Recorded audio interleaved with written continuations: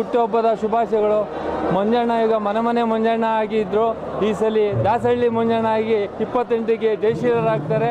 ಇದು ಯಾರು ತಪ್ಪಿಸೋಕ್ಕಾಗಲ್ಲ ಅಂತ ಹೇಳಿ ಮಾತಾಡಿ ಅವ್ರಿಗೆ ಆಯುಷ್ ಆರೋಗ್ಯ ಸಂಪತ್ತು ಎಲ್ಲ ಕೊಟ್ಟು ಒಳ್ಳೇದು ಮಾಡಲಿ ಅಂತ ಭಗವಂತ ನನ್ನ ಪ್ರಾರ್ಥನೆ. ದಾಸಹಳ್ಳಿ ವಿಧಾನಸಭಾ ಕ್ಷೇತ್ರದ ಜನಮೆಚ್ಚಿದ ನಾಯಕರು, ಮನದಲ್ಲಿ ಎಲ್ಲರ ಮನದಲ್ಲಿ ನಿಂತಿರ್ತಕ್ಕಂಥ ಮಂಜಣ್ಣನವರಿಗೆ ಹುಟ್ಟುಹಬ್ಬದ ಶುಭಾಶಯಗಳು.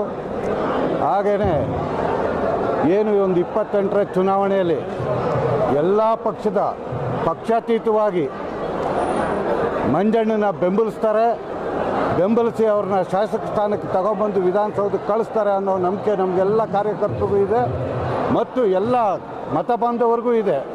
ಮಂಜಣ್ಣನ ಕಳ್ಕೊಂಡಿದ್ದೀವಿ ಅನ್ನೋ ಬೇಸರ ಇಡೀ ದಾಸಹಳ್ಳಿ ವಿಧಾನಸಭಾ ಕ್ಷೇತ್ರದಲ್ಲಿ ಆವರಿಸ್ಕೊಂಡಿದೆ. ಆ ಮೋಡನ ಸರಿಸಬೇಕು ಅಂದರೆ 28ರ ಚುನಾವಣೆಯಲ್ಲಿ ಮಂಜಣ್ಣನ ಮತ ಹಾಕೋದ್ರ ಮೂಲಕ ಜಯಬೇರಿ ಬಾರಿಸಿ ಶಾಸಕರಾಗ್ತಾರೆ ಅನ್ನೋ ಒಂದು ಆಶಾ ಭಾವನೆ ನಮ್ಮಲ್ಲೂ ಇದೆ, ಮತ ಬಾಂಧವರಿಗೂ ಇದೆ. ಮಂಜಣ್ಣನಿಗೆ ಮತ್ತೊಮ್ಮೆ ಶುಭಾಶಯ ಕೋರ್ತಾ ಒಳ್ಳೆಯದಾಗಲಿ ಅಂತ ಈ ಮತ್ತೊಮ್ಮೆ ಮಂಜಣ್ಣವರಿಗೆ ಹುಟ್ಟುಹಬ್ಬದ ಶುಭಾಶಯಗಳು. ಮನೆ ಮಂಜಣ್ಣ ದಾಸಹಳ್ಳಿಲಿ ಅಭಿವೃದ್ಧಿ ಅಧಿಕಾರರಾಗಿ ಅವರು ತುಂಬ ಒಳ್ಳೊಳ್ಳೆ ಕೆಲಸ ಮಾಡಿ ಎಷ್ಟೋ ಕೆಲಸ ಆಗದೆ ಇರುವಂಥ ದಾಸಹಳ್ಳಿ ಭಾಗದಲ್ಲಿ ಅಂಥ ಕಠಿಣವಾದ ಕೆಲಸ ಎಲ್ಲ ಮಾಡಿಸ್ಕೊಟ್ಟಿದ್ದಾರೆ. ಒಂದು ಸುಂಕದ ಕಟ್ಟೆಯಲ್ಲಿ ಅಲ್ಲಿ ಬಸ್ಸೇ ಹೋಗೋಕ್ಕಾಯ್ತಿಲ್ಲ. ಆ ಸೊಲ್ಲಾಪುರದ ಮುಂದೆ ದೇವಸ್ಥಾನದವ ಆ ರೋಡ್ಗಳೆಲ್ಲ ಜಾಗ ಎಲ್ಲ ಮಾಡಿಕೊಟ್ರು. ಆಮೇಲೆ ನಮ್ಮ ರುಕ್ಮಿಣಿ ನಗರದಲ್ಲಿ ಅಲ್ಲಿ ಒಂದು ಮೋರಿ ಆಗಿ ಆ ಮೋರಿನೇ ಹೋಯ್ತಾ ಇತ್ತಿಲ್ಲ.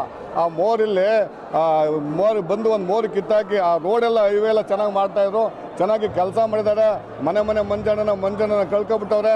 ನೆಕ್ಸ್ಟು ಮಂಜಣ್ಣ ಬೇಕೇ ಬೇಕು ಅಂತ ಜನಗಳಂತವ್ರೆ, ನಾವಲ್ಲ ಜನಗಳು. ಅದಕ್ಕೋಸ್ಕರ ಮುಂದೆ ಮಂಜಣ್ಣ 28ಕ್ಕೆ MLA ಬಂದೇ ಬರ್ತಾರೆ, ಕಡ್ಡಾಯವಾಗಿ MLA ಆಗೇ ಆಗ್ತಾರೆ. ನಮ್ಮ ದಾಸಹಳ್ಳಿ ಭಾಗದಿಂದ ಇದು ಎಲ್ಲ ನಮ್ಮ ಜನಗಳ ಅಭಿಪ್ರಾಯ ಆಗಿದೆ. ಜೈ ಮಂಜಣ್ಣ, ಜೈ ಮಂಜಣ್ಣ.